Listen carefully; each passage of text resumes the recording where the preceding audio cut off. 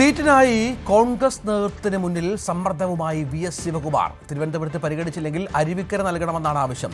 ശിവകുമാറിനെ പാറശാലയിൽ പരിഗണിക്കാമെന്ന നിലപാടിലാണ് കോൺഗ്രസ് നേതൃത്വം. തിരുവനന്തപുരമോ അരുവിക്കരയോ ലഭിച്ചില്ലെങ്കിൽ കടുത്ത തീരുമാനമുണ്ടാകുമെന്ന് നേതൃത്വത്തോട് ശിവകുമാർ അറിയിച്ചു. ഡാൻ കുര്യൻ വിവരങ്ങൾ പങ്കുവെക്കാൻ. ഡാന്, തിരുവനന്തപുരം സെൻട്രൽ അവിടെ ശിവകുമാർ കഴിഞ്ഞ തവണ മത്സരിച്ച് പരാജയപ്പെട്ടതാണ്.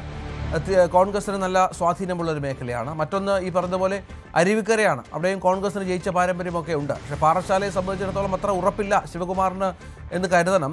ഈ തിരുവനന്തപുരത്തെ സീറ്റ് തർക്കം കോൺഗ്രസിനൊരു കീറാമുട്ടിയാണല്ലേ? തിരുവനന്തപുരം സെൻട്രലുമായി ബന്ധപ്പെട്ട് തുടങ്ങിയ തർക്കമാണ് ഇപ്പോൾ ശിവകുമാറിന് വലിയ സമ്മർദ്ദങ്ങളിലേക്ക് വഴിവെച്ചിരിക്കുന്നത്.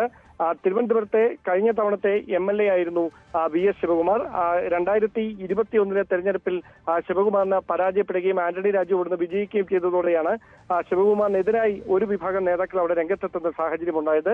പക്ഷേ ഇത്തവണ UDF ആ സീറ്റ് CMPക്ക്, ഘടകകക്ഷിയായ CMPക്ക് നൽകാൻ തീരുമാനിക്കുകയും അങ്ങനെയാണ് CP ജോൺ തിരുവനന്തപുരത്തെ സ്ഥാനാർത്ഥിയാകുന്ന സാഹചര്യം ഉണ്ടായത്. അതിന് പിന്നാലെയാണ് അരുവിക്കരയിലേക്ക് വി.എസ്. ശിവകുമാറിന്റെ പേര് പറഞ്ഞു കേട്ടത്. പക്ഷേ അവിടെ അവകാശവാദം ഉന്നയിച്ച് മുൻ MLA കൂടിയായ KS ശബരിനാഥൻ രംഗത്തെത്തിയതോടെയാണ് അരുവിക്കരയിലും വി.എസ്. ശിവകുമാറിനെ പരിഗണിക്കാൻ ഒരു തടസ്സം നേരിടുന്ന പശ്ചാത്തലം ഉണ്ടായിരിക്കുന്നത്. ആ സാഹചര്യത്തിലാണ് കോൺഗ്രസ് നേതൃത്വം വി.എസ്. ശിവകുമാറിന് മുമ്പിൽ പാറശാലയിൽ അദ്ദേഹത്തിന് സീറ്റ് നൽകാമെന്ന ആവശ്യം മുമ്പോട്ട് വെച്ചത്, അത്തരമൊരു നിർദ്ദേശം മുമ്പോട്ട് വെച്ചത്. പക്ഷേ അത് അംഗീകരിക്കാൻ വി.എസ്. ശിവകുമാർ ഇതുവരെയും തയ്യാറായിട്ടില്ല എന്നാണ് വിവരം. അദ്ദേഹം തിരുവനന്തപുരമോ അരുവിക്കരയോ തനിക്ക് വേണം, അതല്ല എങ്കിൽ കടുത്ത നീക്കങ്ങൾ തന്റെ ഭാഗത്തു നിന്ന് ഉണ്ടാകുമെന്ന് കോൺഗ്രസ് നേതൃത്വത്തെ അറിയിച്ചിട്ടുണ്ട്.